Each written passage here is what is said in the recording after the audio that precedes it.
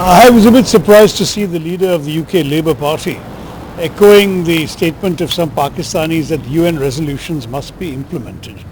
Don't forget the UN resolution in 1948, the first resolution on Kashmir, the main resolution, UN resolution number 47 of the Security Council, was adopted at our insistence.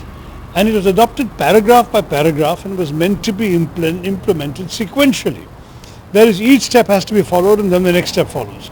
The first requirement was that Pakistan should withdraw all Pakistani citizens, irregulars, militias from the parts of Kashmir they had occupied. First requirement, that includes from POK.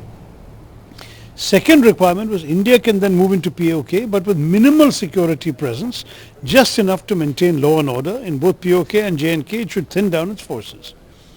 Third is that India should appoint an administrator of a plebiscite nominated by the United Nations and appointed by India, answerable to India, to conduct a plebiscite to ascertain the wishes of the people of Kashmir.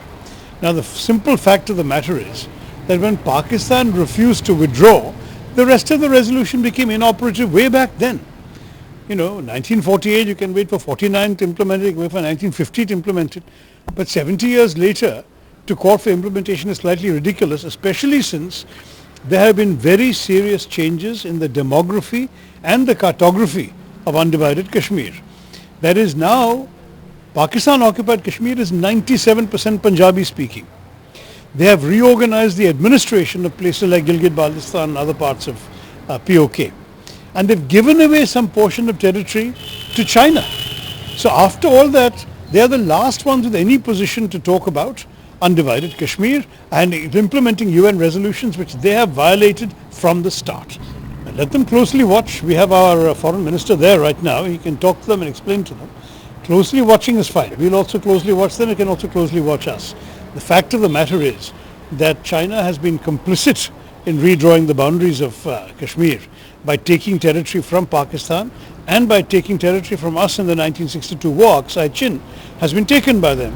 So I think it's slightly preposterous for any of these countries to claim a holier than thou attitude.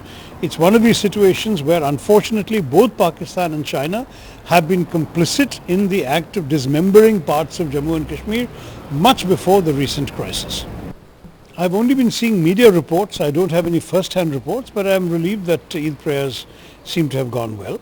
The final test will be when everybody, including the political leaders, are released from detention, when internet is restored, telephone communications are restored, curfew is lifted, people are able to move completely freely, and then we'll be able to see what kind of normality can be restored in Kashmir. We all want to see a normal, peaceful Kashmir.